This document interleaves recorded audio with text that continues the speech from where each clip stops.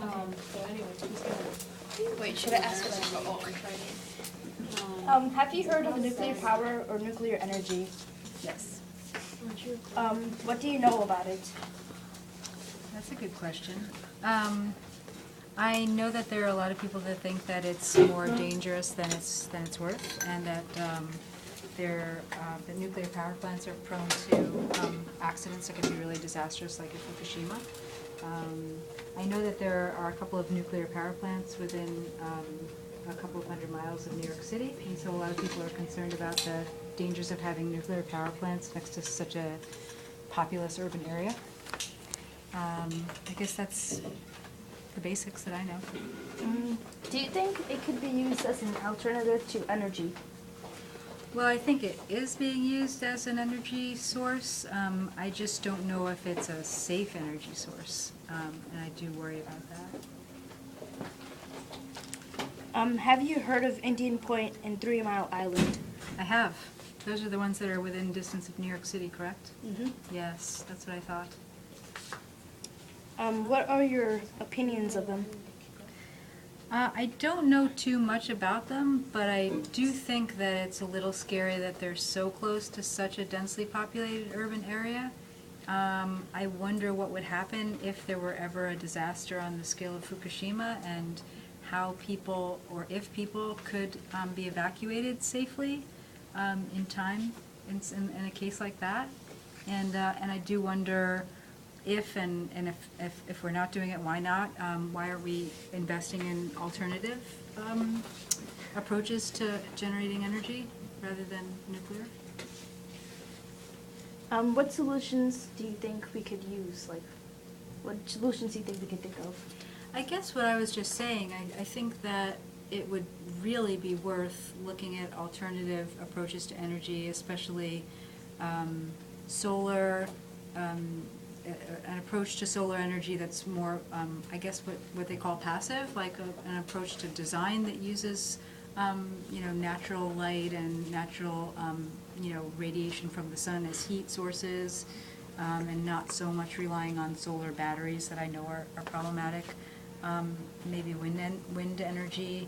I think there are other things we could burn other than fossil fuels that we probably haven't explored that much yet. And I also think that we need to look at our patterns of usage. I think that especially in this country, we use so much more than we need, and we are so much more used to conveniences that people are in even places like Europe that are completely developed, quote unquote, and still are using much less energy than we do. And I think that has to be part of the solution, and nobody wants to talk about that because we are really addicted to convenience in our country.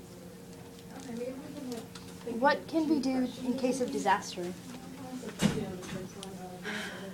That's a really good question. Again, one that I think nobody wants to think too much about, but I think that first of all, we have to investigate what the dangers are in each of our locations, which is different in every location, and we all have to have some kind of a plan to reunite with family members, get to a safe place, make sure we have enough water and food for at least a few days if there's a disaster. And I think that what that means is different in every community, and that means really looking at those questions and raising the issue and talking to your neighbors about it. And I think it means, first of all, building community, right? Because if there is a disaster, one prepared family is not going to be able to survive.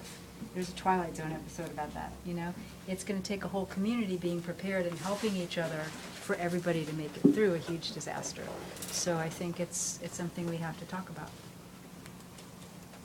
How would this affect you and the organisms living in the area?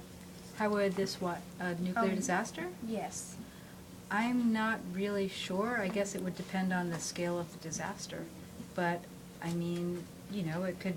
it could be anything from raising my long-term risk of getting cancer to obliterating me in a second, right? So, the risks are pretty serious and should be considered. People should know what they are. Even if we decide that it's a worthy risk, we need to all be aware of the risk that we're taking, and we need to decide whether it's an acceptable risk. What do you think would be the symptoms of someone who is exposed to radiation? Well, again, I think that depends on the level of radiation and the duration of exposure. I have actually heard recently that some of the most recent research says that long-term exposure to medium levels of radiation is actually more damaging at the cellular level than an intense exposure to radiation in certain cases.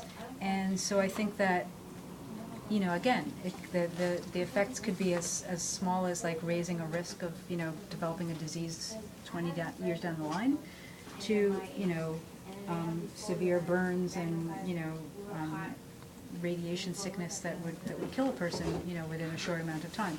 And it really depends on the, on the exposure. I read recently, and I saw somebody present that exposure to medium levels of radiation can actually harm not only the person who's exposed, but actually change them on a genetic level in a way that's going to impact their offspring. So, I mean, these are things we have to learn more about, and I think we don't talk about them enough. Okay, so that's it. Thank you for the interview. Thank you for